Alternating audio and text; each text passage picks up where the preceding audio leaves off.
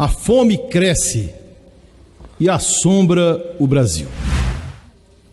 Gostaria, senhor presidente, de lembrar que em 2014 o Brasil saiu do mapa da fome e foi referência mundial no combate à pobreza.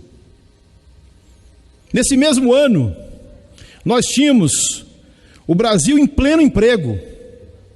A presidenta Dilma, reeleita, e no ano seguinte, aos derrotados, liderados por Aécio Neves e os golpistas de plantão, aliados ao Moro e a tudo de ruim que estão destruindo esse país, iniciaram o golpe, que não foi contra o PT, nem contra a presidenta Dilma.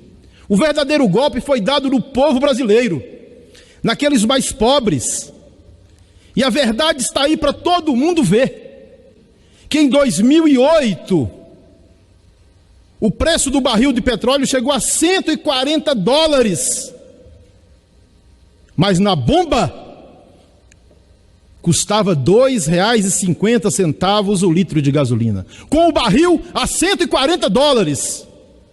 Hoje, com o barril a $74, o brasileiro está pagando R$ 7 num litro de gasolina. E não é só isso. Naquela época, o Bolsa Família, com o dinheiro do Bolsa Família, se comprava 7 botijões de gás, 8 botijões de gás. Hoje compram 1,5.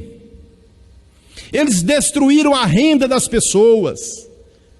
Depois do golpe da Dilma, foi o desmonte do país, o desmonte dos direitos dos servidores, a reforma da Previdência que só tirou direito dos pobres. Bolsonaro, o meu xará ministro Paulo Guedes, o Moro, o Aécio e todos esses que se uniram para destruir o Brasil, e ainda tem a coragem, gente, de se enrolar na bandeira, na nossa bandeira do Brasil, e falar que são patriotas. Patriotas de quê? Patriotas de quê? Só quem está ganhando com essa política da Petrobras são os investidores, são os acionistas.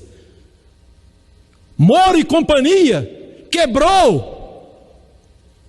Com a Lava Jato, as grandes empresas destruíram milhões de empregos. E é por isso, presidente, que nós não podemos nos calar. Esse pessoal não tem o direito de se enrolar na bandeira do Brasil e mentir, porque desde que tiraram a Dilma, o que Bolsonaro e companhia sabem fazer é espalhar fake news, miséria, fome, mortes e violência. Fora Bolsonaro! Acompanha mais esta sessão da Câmara Federal. Nós sabemos que um dos negócios mais rentáveis do mundo, deputado Vicentinho, deputado Valmir Assunção, é o negócio do petróleo e do gás. São as grandes petroleiras mundiais. E o Brasil tem uma grande empresa, tem uma das maiores reservas de petróleo do mundo, deputada Benedita.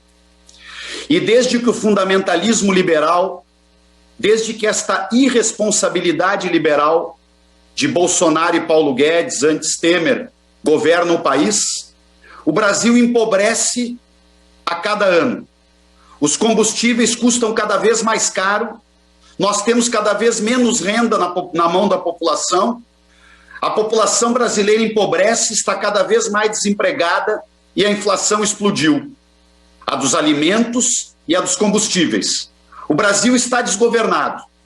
E hoje eu leio nos jornais que Paulo Guedes está em Washington para dizer que a Petrobras deve ser vendida.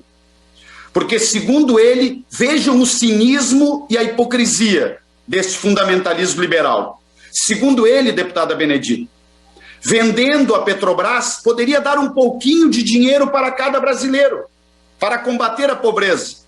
Vejam o cinismo e a hipocrisia.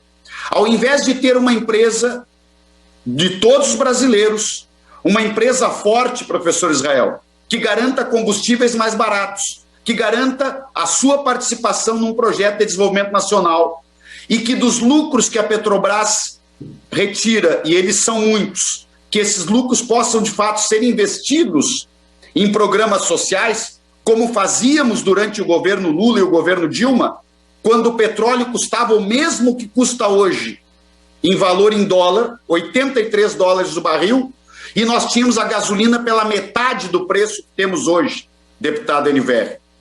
Então, esta política de Bolsonaro e Paulo Guedes é mais ou menos o seguinte, como se o motorista do Uber, passando por dificuldades, dissesse: vou vender o meu carro e vou gastar um pouquinho a cada mês do valor do carro que eu vendi.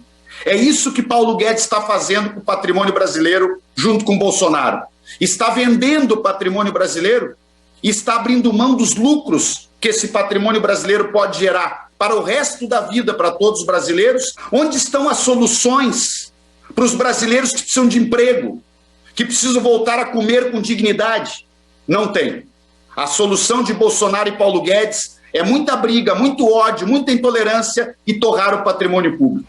Nós temos que retirar Bolsonaro do governo deste país para salvar o que resta de dignidade de patrimônio do nosso povo. Eu quero referir ao Dia do Professor e da Professora. Neste 15 de outubro de 2021, essa data é de luta. É uma data pelos direitos de todos os estudantes, o direito à educação e também o respeito aos educadores e educadoras. Ao longo dos últimos 5 anos, o que nós vivemos no Brasil é o desmonte da educação pública e o ataque aos educadores e educadoras. O ataque à liberdade de ensinar, o ataque desrespeitando a atividade docente, o trabalho educacional e principalmente as condições de vida dos educadores e educadoras, que tanto oferecem às crianças e adolescentes, aos adultos mesmo, em todas as etapas da educação e que, na verdade, vivem a diminuição dos seus salários, a dificuldade de salários congelados, como no estado do Rio Grande do Sul, onde há 7 anos os educadores e educadoras têm os seus salários congelados. Também no âmbito federal, observamos, através das ações deste governo nefasto, a tentativa permanente de atacar disciplinas humanas como a história, a filosofia, um conjunto de disciplinas que foram estabelecidas pela humanidade justamente para a reflexão.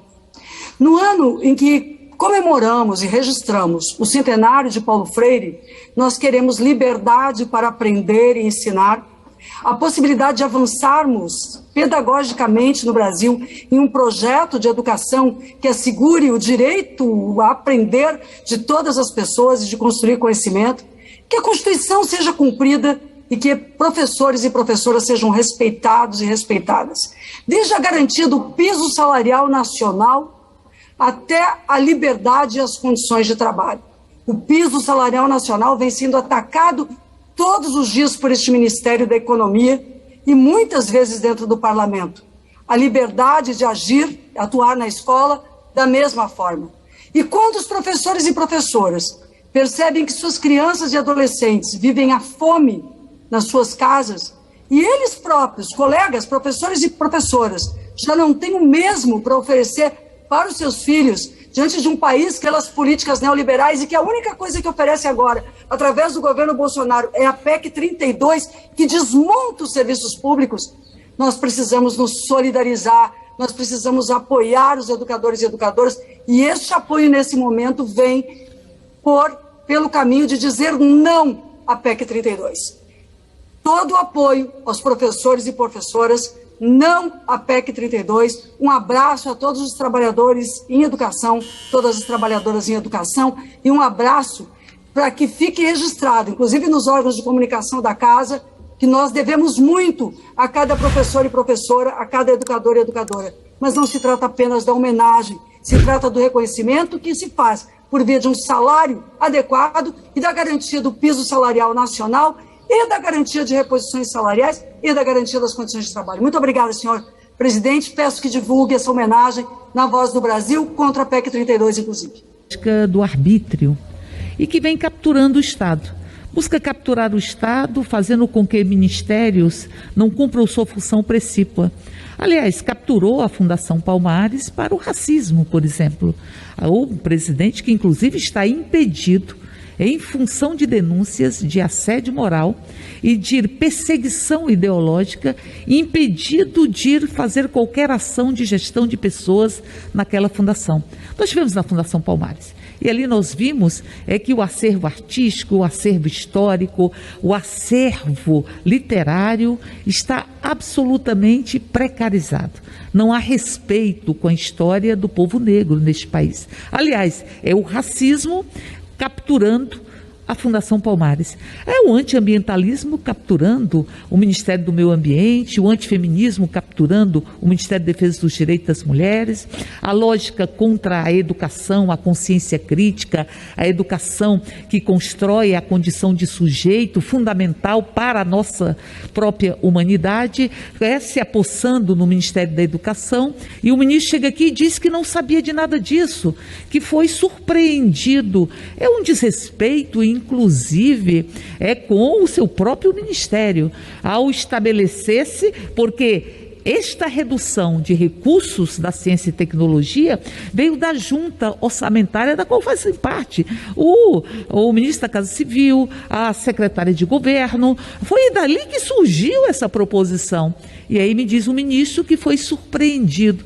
Surpreendido, inclusive, diz o ministro, com o descumprimento de uma lei que impede o contingenciamento do Fundo Nacional para a Ciência e Tecnologia dos seus recursos. E foram contingenciados. Então é o país do horror, é o país do sofrimento que nós estamos vivenciando. Mas isso não pode se reproduzir aqui nesta casa.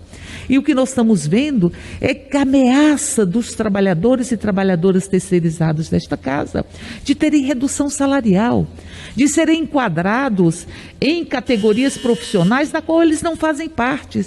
Como é que eu posso admitir que uma copeira, por exemplo, dando um exemplo hipotético, ela tenha as suas condições de trabalho regidas pela convenção ou o acordo da construção civil?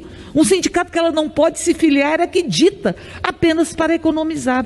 O que tira, inclusive, a livre concorrência. Porque uma licitação onde uma empresa que sabe que tem que se atentar para que as condições de trabalho sejam regidas pela convenção ou acordo daquela categoria, ela não terá condições de disputar. É um escândalo que está acontecendo na casa. É um escândalo. E eu me pergunto a